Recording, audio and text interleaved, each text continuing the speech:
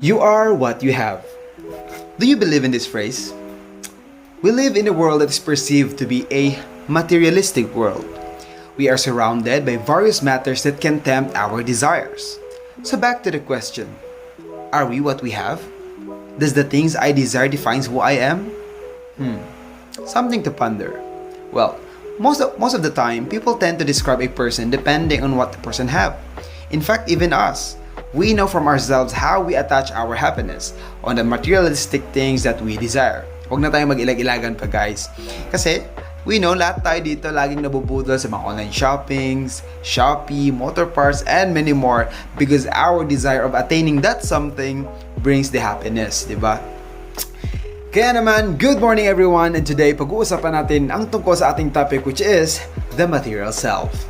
And in this topic, pag-uusapan natin what is materialism, and we will examine how these material things and possession define who we are as a person.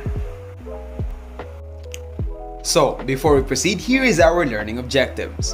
By the end of the topic, the students will be able to explain the meaning of materialist concepts, determine the causes of materialism, identify the impact of materialism and consumerism on the self. Now, on to our introduction. So what is materialism? Sabay ni siya guys. So, materialism may refer either to a mere concern with the material world as opposed to the philosophical or theological ideas, or to the idea that there is everything that is physical matter. This philosophy is far more than just focusing on material objects. This claims that everything is matter in the world, with no real spiritual or intellectual nature. Materialism too may refer to a philosophy that the highest ideals of life are material achievement and development. This ideology is evidently widespread in today's Western culture. The word cultural materialism may also refer to materialism. So, gusto pag-usapan natin guys yung part na sinabi na materialism too may refer to a philosophy that the highest ideal of life are material achievement and development. So kung tatanungin ko kayo guys, kung nanalo kayo ng loto ngayon at this moment, what would you feel? Sobrang saya, di ba? Kasi nga loto, that is a big sum of money. So let's say, siguro yung scale of happiness mo yun from a normal of 6, biglang aakyat ng 10 out of 10 after winning the lotto. Now, at this point, siguro some people would agree on that claim na it is the highest ideal of life. However, to put another perspective, let me ask you this.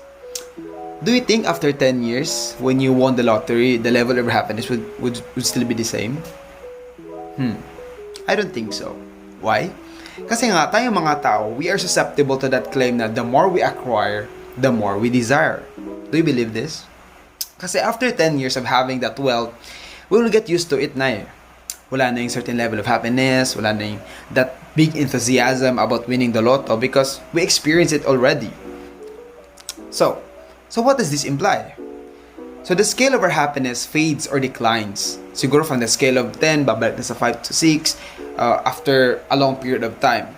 And at that point, where we crave or desired for more na. Kasi we already experienced that something na hinahangad lang natin noon. So we desire for more and greater possessions and achievement. So again, do you still think it is the highest ideal of life? I leave you with that question. So, moving on, to provide more clarity to this, here is more explanation about it. At its simplest point, materialism means focusing on the material things as opposed to what is of spiritual or intellectual nature. So ano ba ibig sabihin nitong spiritual or intellectual nature? Sama na siya. So tayong mga tao kasi, in this domain, either we lean to being materialistic or doon sa state of achieving that fulfillment. Alam yung state na where we attain significant purpose in life with high degree of conscience, compassion, and commitment. Ganon. So ngayon, the big question is, bakit tayong mga tao are sometimes susceptible to the material self? It is because we exist in a world made of matter and surrounded by it. Therefore, it is common that we may be distracted by the material objects from the spiritual or intellectual interest, but that is also where the issues arise. So let's say although we intend that our direction is towards achieving that spiritual intellectual interest, we cannot take out in the picture the existence of the influences and temptation of our desires in our environment. And as a result, we may become obsessed with the need of acquiring them or just overwhelmed with the need to hold and maintain them. Now, the question that this mentality would lead us to ask are, is material stuff really more important than anything else? Is material achievement the highest goal? When all stuff are gone, what is life all about? Why am I here at all? Now that you have understood what materialism is, we will leave you with these questions as we proceed to the next slides to absorb more of the material self. And by the end of it, you will be able to fill in the gaps or provide your thoughts on answering these questions for yourself. Hence, sit tight and let us continue to learn more of this, the material self. Kung ano ba talaga ang dahilan behind it, at mga epekto nito sa atin as a person and many more. So, let's continue. In this slide, I'll present to you the causes of materialism. So here we have the 7 reasons why you are materialistic when it doesn't make you happier. The first reason is that we are influenced by the grass is greener on the other side syndrome. Whether humans are naturally inclined to envy or not, we always allow it to cloud our judgment. If envy makes you imagine something better than it really is because you don't have it, it's called delusion or consequence. As you undoubtedly know, the grass is greener on the other side of the fence. So when someone says the grass is greener on the other side, they mean the things we don't have seems better than the things we have. In other words, we are always tempted by and envious of what other people have. Like for example, student A thought that Android is no longer appealing and iPhone is much better and more popular, when in fact both function the same way. Since student A always thought that the grass is greener on the other side, student A left his Android to purchase an iPhone. And guess what? Student A struggles in accessing various apps and constantly charging his phone due to low battery health. Basically, the syndrome grass is always greener on the other side refers to individuals who are never happy with what they have and they constantly ponder if others have it better. Hence, this syndrome prevents you from acknowledging what you currently have and appreciating it. The second reason is that items are more easily attainable than alternatives. Setting your eyes on a particular object is always easier than deciding to concentrate on enjoying what you have every day, as it seems more like development rather than accepting what you already have. As the new car gets priority and then you aim for a larger apartment and the apartment has to be renovated, there's literally no end to new things to accomplish that you could line up as part of your ideal life plan. And that's what makes it particularly risky. When you realize you are not going out and you don't notice unless you want to. So nowadays, people are increasingly concerned with growing themselves through material prosperity. And it seems that people desire to have more, newer, better, fancier stuff and items. They are continuously trying to improve their possessions such as their car, houses, and other life ambitions rather than being satisfied with and appreciating what they have. Setting our eyes on material items and constantly evolving our material possession can promote unhappiness because it takes time away from the things that can nurture happiness, including relationship with family and friends. Focusing on developing our life through material wealth is not the answer. We live in a materialistic society, but seriously, an excess of material goods does not bring the sort of long-term contentment, the genuine feeling of satisfaction and peace that is the foundation of a happy life. So the third reason is that hoarding is an instinct. Many hypotheses say that our materialistic habits are triggered by a residual characteristic that once was vital for survival, the desire to collect precious resources for later use. When what you perceive as useful or valuable is manipulated, then it begins to become unhealthy. Plus, there are many instinctive reactions and habits in this era of convenience that can in fact end up sabotaging our happiness and even health. While hoarding or collecting precious resources for later use is important and helpful for survival, hoarding may become unhealthy and can lead to disorder in which someone tends to acquire an excessive number of items and stores them in a chaotic manner, usually resulting in unmanageable amount of clutter. So, for example, my tita is actually a hoarder kaya every time na mag-online shopping siya ng mga items, may mga items talaga na I think unnecessary or unuseful, kumbaga kalat lang siya sa balay ba. For example, mga paintings or house decor na hindi naman talaga ginagamit, nakastock lang siya sa boxes kay for future purposes daw lagi. Also, my tita has a lot of shoes including old shoes or shoes na hindi na ginagamit pero hindi tinatapon kay sentimental daw for her. Kaya may mga instances na pinapagalitan siya ng mama ko kaya every time na mag-visit kami sa bahay, like kalat siya sa balay. So ayun, hoarding can be unhealthy because the amount of clutter interferes with everyday living and the clutter is causing significant distress or negatively affecting the quality of life of the person and their family. Good afternoon everyone, my name is Cherry, and to continue we have the desire to fit in compels us. Perhaps the emergence of modern technologies, it is the greatest testament to that dimension of human nature. Whenever a new technology comes out, techie will get it.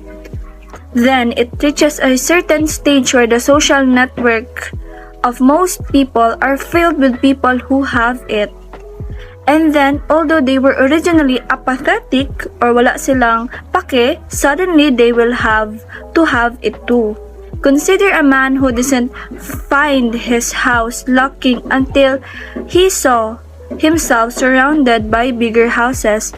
There are people that whenever new clothes, gadgets, furniture, shoes, and many more are trending in Facebook, especially in TikTok, even though they don't need it, they will say that they need it in order to fit in the crowd or in order to fit in the trending. So our example is the iPhone 14. So the Apple company releases the newest iPhone 14, and last year they released also the iPhone 13 Pro Max, which is nainganyo lahat ng tao na bumili ng iPhone 13 Pro Max because they say na maganda daw talaga ang camera ng iPhone 13 and marami daw siyang function.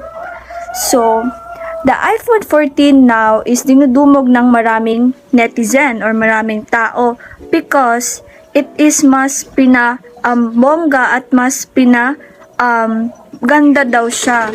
And even though hindi afford ng maraming tao because as we all know, iPhone is very expensive. Even though hindi afford ng many people, marami pa ring tao ang nangungutang to get a new iPhone or to get a new phone even though meron naman silang iPhone 13 Pro Max or meron naman silang functional pa rin na cellphone, no? So this example will tell us that even though hindi afford ng tao or meron pa naman silang magagamit na cellphone, they will find a way para lang mabili ang trending na bagay or trending na iPhone 14 in order to fit in the crowd or in order to feel kung ano ang feeling na magkaroon ng iPhone 14 even though hindi naman nila need or hindi naman essential sa kanilang buhay. We have this techie or naga-review ng technology which is Mary Bautista. As you can see on the slide, this is Mary Bautista.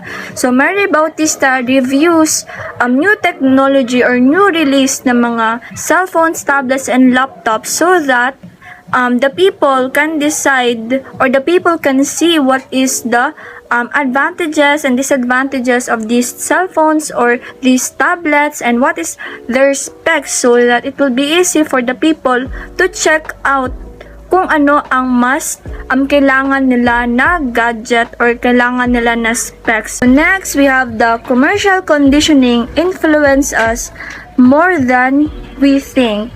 So the media have more impact over us than you would think. Advertising companies have been often criticized for the unannounced use of Photoshop over the last few years, but that's not all they're doing. Have you ever noticed how advertisements tend to show very pleased or happy people using the product in question? Not only do commercials often try to compel you to make the connection between their product and happiness, but they will always try to blame your unhappiness for not getting the said product. So that is very common nowadays, no? That there are a lot of products na that available in the market. So there are a lot of also companies that advertises their product, especially in Facebook and TikTok. So for example, our TikTok app. So in TikTok, there are a lot of videos na makikita mo sa FYP mo. So in TikTok, marami na rin mga shops na nagbebenta ng mga products nila.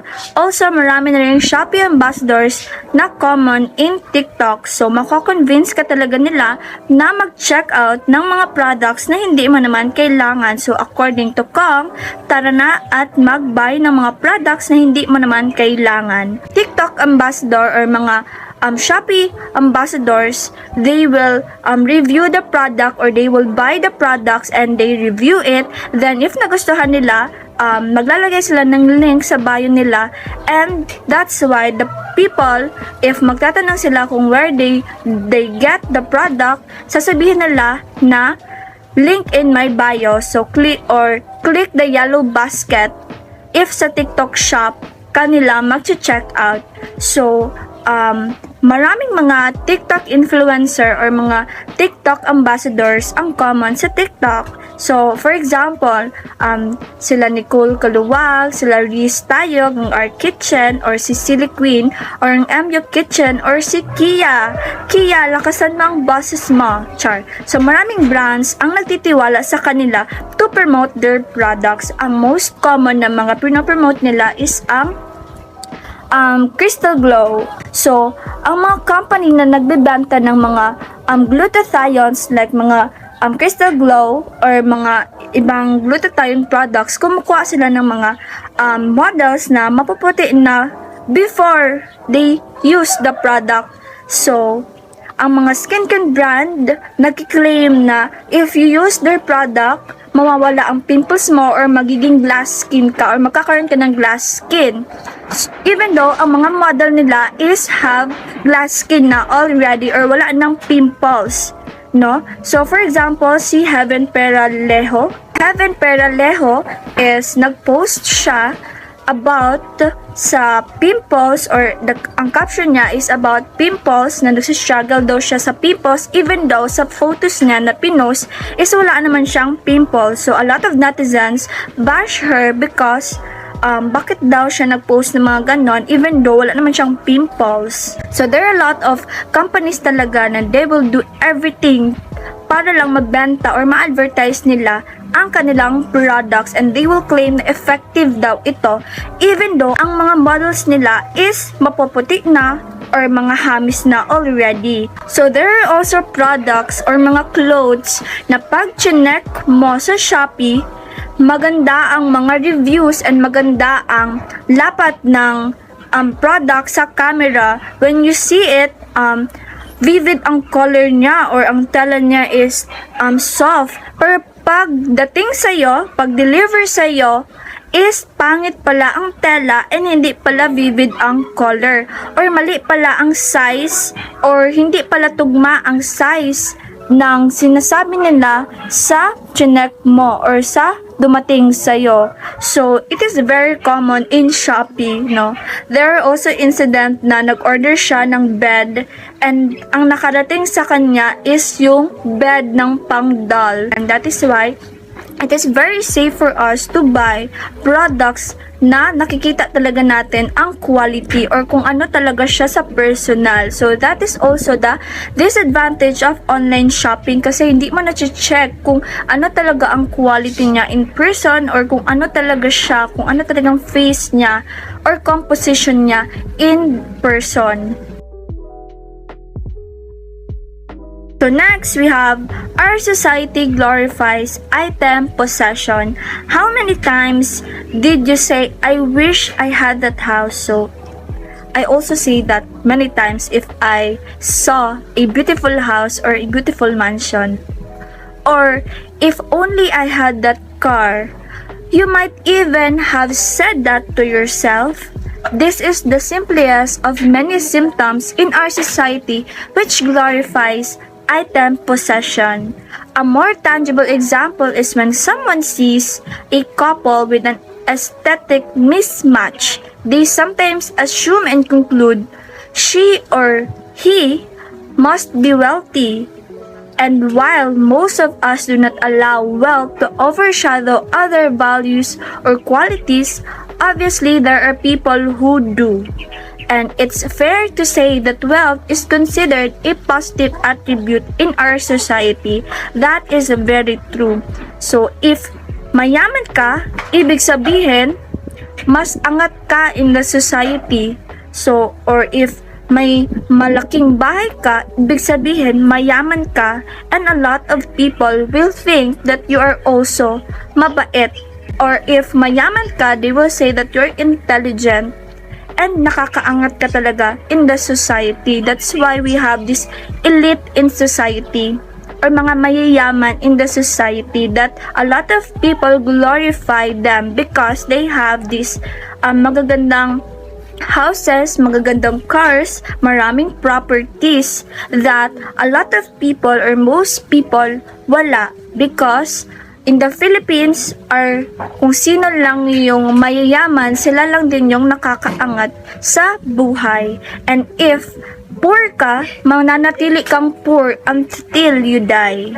So having money and other tangible things is a symbol of success in life.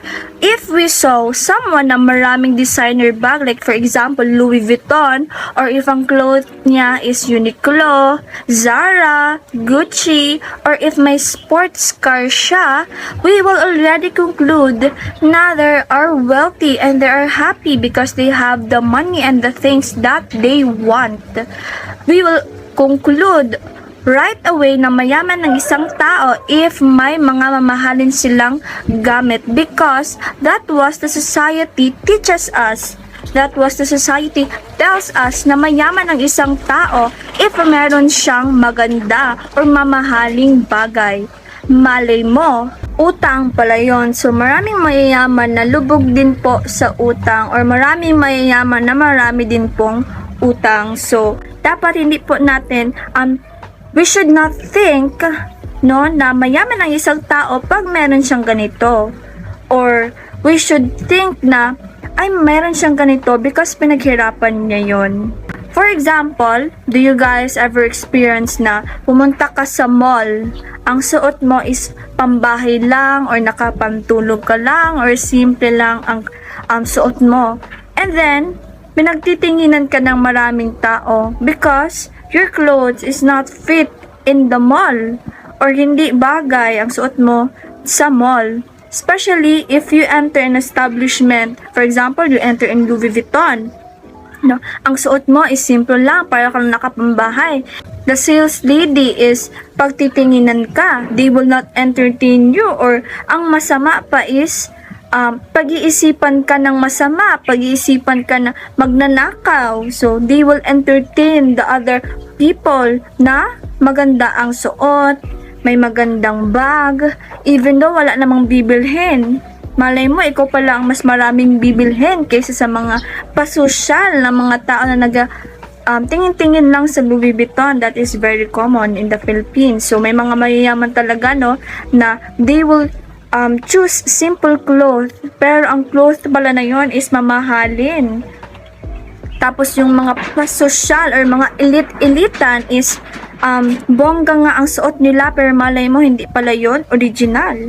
Ang bag nila Louis Vuitton pero hindi pala original. Tingin-tingin lang pero wala naman palang bibilhin. Sila pa yung ini-entertain ng mga sales lady. So, kagaya na lang ng Facebook founder na si Mark Zuckerberg, na isang bilyonaryo pero napaka-simple lang. Diba, manamit siya, napaka-simple lang. Asawa niya din, napaka-simple lang. Ang buhay nila is napaka-simple lang. Kahit na sila ay bilyonaryo, marami silang pera, sila ay hindi materialistic na mga tao. They did not show their wealth on material things. They invest more on mapapakinabangan nila, or mas makaka-earn sila ng money, which is mga other companies, mga real estates, ganyan. So they did not invest on material things because material things is andyan lang po iyan, pero hindi po siya nagtatagal. So lastly, we crave acceptance, love, and status. It is here where our search for recognition, for respect, for rank comes in. Many of us are genetically programmed to crave our fellow men's approval and affection. This is presumably to ensure our survival as a species, as it would make it easier for the common good to override the search for personal pleasure. But it does not end there. When you persuade someone that a way to be welcome, to get better liked, to gain prestige is by garnering things, he or she will stock them up until they hit the clouds. And when that person considers their approval cries hollow, their love statements empty, they will pile up a few more material things, now convinced that it is the only answer. So everyone craves for love, acceptance, and status. We deserve better and love from the people we treasure and value. We humans search for approval. That is why we do everything that makes everyone believe and be proud of us, even though it will hurt us in the end.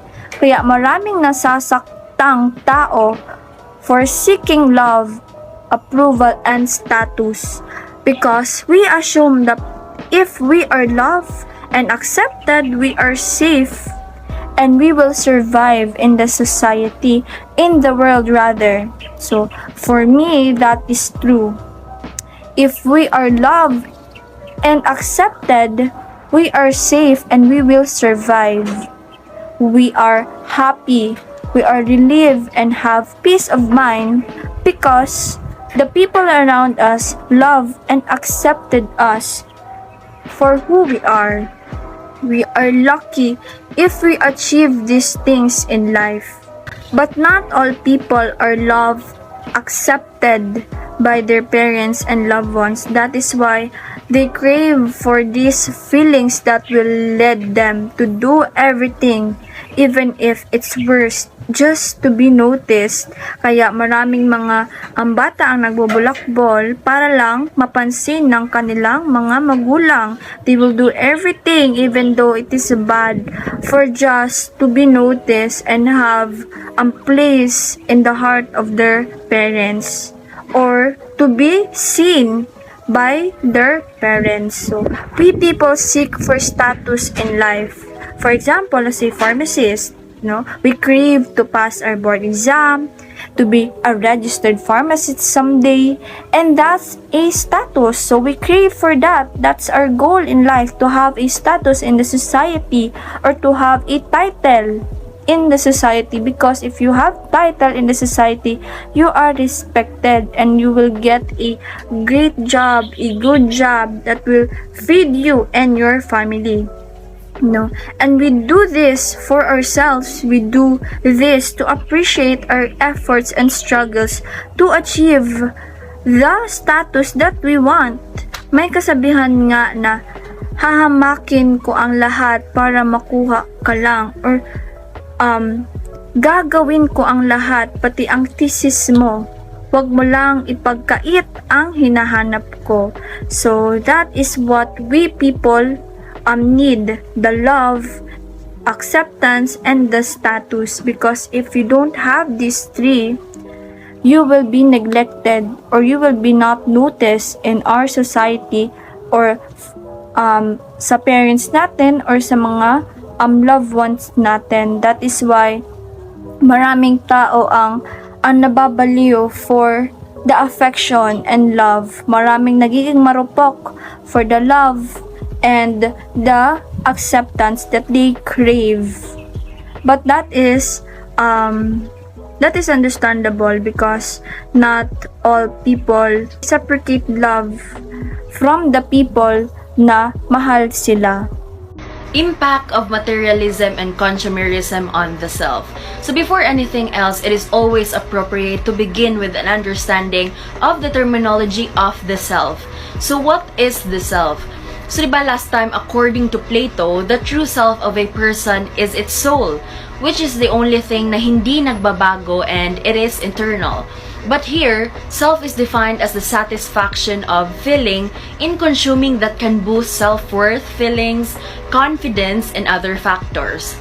So, I have a question. Do buying things you want makes you happy or not? Or do you feel the satisfaction you're feeling? Because for me, I won't deny the fact that kung mabili ko yung gusto ko, it is making me happy. Like, super duper happy na nafe-feel ko yung satisfaction or excitedness na nakamit ko yung gusto ko. So, like that. Pero I think naman na what we want to get na bagay is pinaghihirapan naman natin, di ba? So, I think it's kind of different siya sa materialism. Whereas materialism is yung grabe na talaga yung possession mo sa isang bagay or yung pagbili na lang ng mga gamit ng kung ano-ano, even if you're not interested, you just want to buy that kasi uso, or gusto mo lang kasi nagandahan ka, or do you want it to add to your collection? So here, we're going to know what is the explanation of psychologists why materialism is making us unhappy. The materialists lead unhappier lives, and the worst to the people around them. And it seems social media may also intensify materialistic attitudes. This is all according to a fascinating interview posted in 2014 by the American Psychological Association with psychologist Tim Kasser of Knox College, whose research focuses on materialism and well-being. So materialism carries the seeds of its own destruction. Like, have you ever thought na sana mayaman na lang ako to get all my wants? Like, diba sino ba naman hindi gugustuhin maging mayaman para mapadali na lang ang lahat? Pero I'm not saying this because not all materialists are rich. Like, nag-ano lang ako na akala talaga natin we'll be happier kapag makuha natin lahat ng ating mga gusto. Or like that. So it is concluding that consumption is by itself is not fulfilling. It is proven that materialism is fostered by marketing or in social media platforms, and it is the major culprit of this and is responsible for the overconsumption of people that causes the depletion of the world's resources and population of the environment. Materialists are sad, terrible people. So if ever may mga materialist people here, I don't know if this is true, so you can all check up on yourselves. And if it's not, feel free to reklamo and debunk this saying. But according talaga to their research, materialism tends to be associated with treating others in a more competitive, manipulative, selfish way, as less empathetic way. So I didn't experience this kind of like gawain kasi I don't have the money naman to buy such expensive things. But for what I've observed sa like mga movies or such interaction sa mga rich people, like 'di ba nakikita talaga natin na ayaw nila magpatalo sa isa't isa. Like pagandahan sila ng phone, cars, like padamihan ng collection sa kanilang mga gamit or other things so that they'll feel superior, I presume, so like that. And standards keep rising and changing, and greater pleasures are necessary for them to maintain a constant level of satisfaction. And with this, I conclude that happiness is unobtainable for materialists. Next is materialism is associated with lower levels of well-being, less pro-social interpersonal behavior, more environmentally destructive behavior, and worse academic results. It is also linked to more spending problems and debt.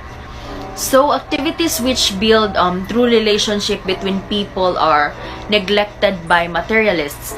So it is a bit paradoxical because materialists must understand and seek the opinions and approvals of others, like sa kaniyang mga nabili or nakuha. But they may also allow personal relationship to suffer due to their doings.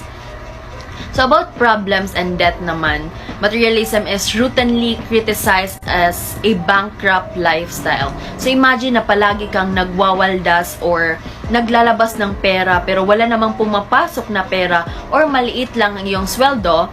The results will be financial worries talaga due to your worse money management skills and compulsive buying and spending. we found that the more highly people embrace materialistic ideals, the more negative feelings, depression, and anxiety they encountered, the more physical health issues they encountered such as stomachs and headaches, and the less they experienced positive emotions and felt happy with their lives. So, ang mga materialistic people, they really want the best of all of the things. Whether it is the latest phone or the top range car. But when they meet their demands, when they get it na, hindi na din nila ma-feel yung happiness kasi nakuha nila in an easy way.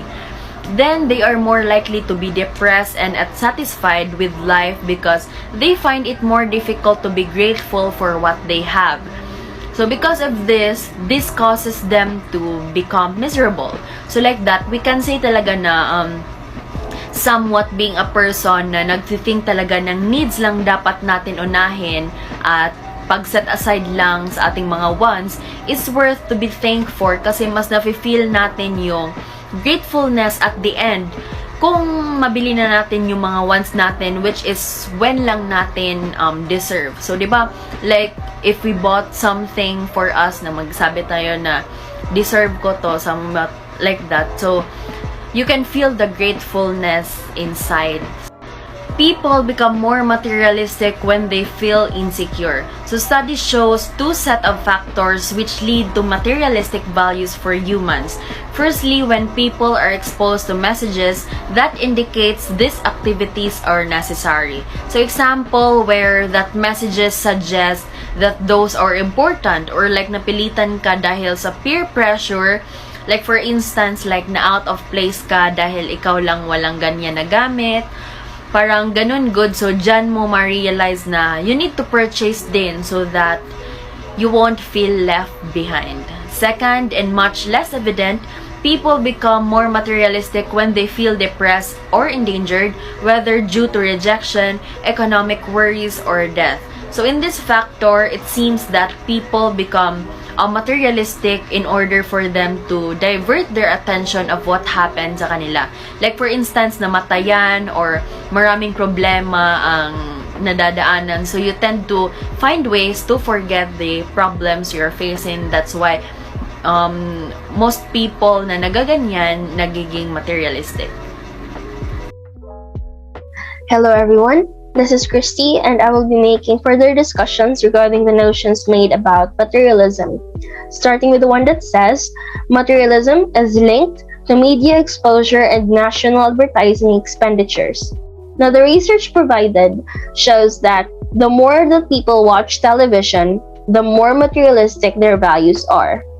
Now, if you take it to the context of the United States, a study recently published by a psychologist named Jean Twenge actually found that the extent to which a given year's class of high school seniors cared about materialistic pursuits was predictable on the basis of how much of the US economy came from advertising and marketing expenditures. Now, this means to say, in this sense, that the more the economy is dominated by advertisements, the more materialistic the youth of that certain community or country becomes. For context, let us assume ourselves in a situation wherein one of us here already has the new iPhone model. If ever we see him or her using that one, our materialistic nature would also drive us to think about getting that one or that certain iPhone model for ourselves because we want to be at par or we want to keep up with what's trending. In relation to caring about materialistic pursuits, because we are at an age that we allow ourselves to be easily encouraged to buy things that are new or what's on the list of trends, we allow ourselves to be afforded of the thought that it is okay to be materialistically greedy. That is why it is important to not expose ourselves so much to media or to national advertising expenditures so we can think of what's necessary and then just buy the things that are needed. With that, we now go to the second notion regarding materialism that states materialism is linked to social media use too. One American and Arab youth research finds that materialism is higher as the use of social media increases.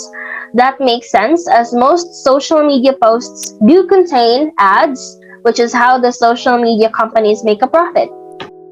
More and more people are into social media nowadays, and it can't be denied that the number one utilizers of this platform are teenagers. Because day by day, more and more ads or advertising expenditures are presented online or are seen by them, they become further inclined into buying products that are not maybe necessary for them anymore. Just because, for example, their favorite celebrity is using it. Ay, ginagamit ito ni Jungkook, kaya gagamitin ko din ito. Ay, nakakaputi ito ng balat like Julia Barreto, that's why I'm going to use this as well. That's why I'm going to buy it as well. And that's materialism at its finest.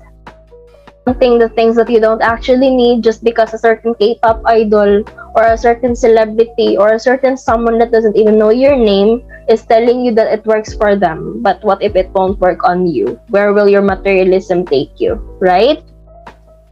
Will be those companies posting those ads that will gain profit, and you, on the other hand, will lose money for buying the things that you don't actually need just because you let your materialistic nature get the best of you. And that, ladies and gentlemen, will now lead us to the third notion, will now lead us to consider the third notion, which states many psychologists think that materialists are unhappy because these people neglect their real psychological needs or needs in general. Materialistic values are associated with living one's life in ways which do a relatively poor job of fulfilling psychological needs in order to feel safe, competent, and related to others. When people are not well satisfied with their needs, they report lower levels of well-being and happiness and more distress. Logically, you are healthy when you know your priorities, and especially when you take into account what you need mentally, physically, emotionally, financially, or religiously. Take note that being materialistic will not allow us to think twice about the decisions we'll be making for our future, and will only lead us to ask questions to ourselves which we already know the answers to but won't accept. Hence, will compromise our well-being. All that's discussed regarding the notions of materialism, I hope everyone learns to weigh their options and learn about the consequences of their actions. Make sure you prioritize what matters, not what makes you popular. Thank you. 9 reasons buying stuff will never make you happy. First, they all begin to fade. Through nature, all things are temporary. They look vibrant and brand new, but they start vanishing, spoiling, or fading immediately as soon as the package is opened. Second, there is always something new right around the corner.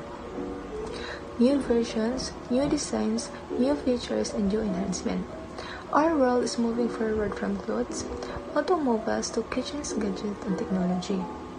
And the planned obsolescence makes sure that sooner rather than later, our most recent purchase is not unused. Third, purchase adds extra worth to our lives. Any physical item that we bring into our lives is another thing that can be broken, scratched, or stolen.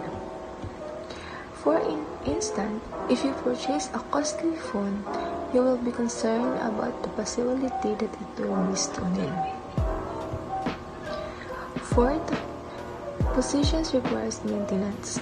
We need time, energy, and focus on the things we own. They must be clean, stored, handled, and preserved. As a consequence, they often distract us from the things that really bring us lasting happiness. 5. Our purchase cost us more than we realize. Products are measured in dollars and cents in store, but as Henry David once said, the price of anything is the amount of life you exchange for it.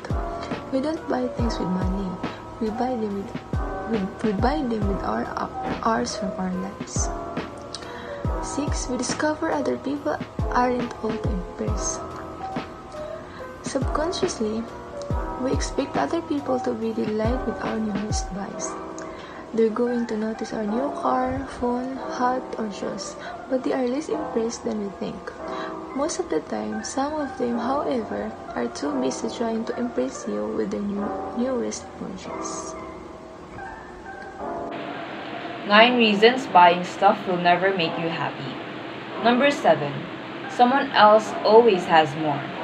The quest for satisfaction in objects is often short-lived because it is founded on faulty logic that buckles under its own weight. If you find joy in buying material things and more things, those with more will always be happier. The game can never be won. Number 8. Shopping does not quench our desire for contentment. Contentment is never found in the purchase of more stuff. Our overflowing wardrobes and drawers are proof. Whatever we do and buy, it's never enough. So 7 and 8 are actually connected. We lean towards buying more and more to try to satiate our desire for material things. However, spending more or shopping more doesn't necessarily quench that desire. So we go back to number 7. We buy more in the quest for satisfaction, but we are never satisfied. We are never content. In short, it is a vicious cycle in the hopes of trying to satisfy our desire with temporary things. Number 9. Experiences make us happier than possessions. So number 9 is basically the reason why we will never find satisfaction in material things. It's because most of the time, there is no profound meaning behind material things. We, as humans, naturally look for an answer to our questions and a reason for our being. We want to feel something that makes us alive and perhaps something life-changing. From the small gestures to the big adventures in life, that's what we are searching for. Experiences that we ought to remember. To end our topic, we leave you with a quote from Matthew chapter 6, verse 19. Do not lay up for yourselves treasures on earth where moth and rust destroy and where thieves break in and steal, but lay up for yourselves treasures in heaven, where neither moth nor rust destroys, and where thieves do not break in and steal. For where your treasure is, there your heart will be also. So the TLA for this topic would be a personal assessment.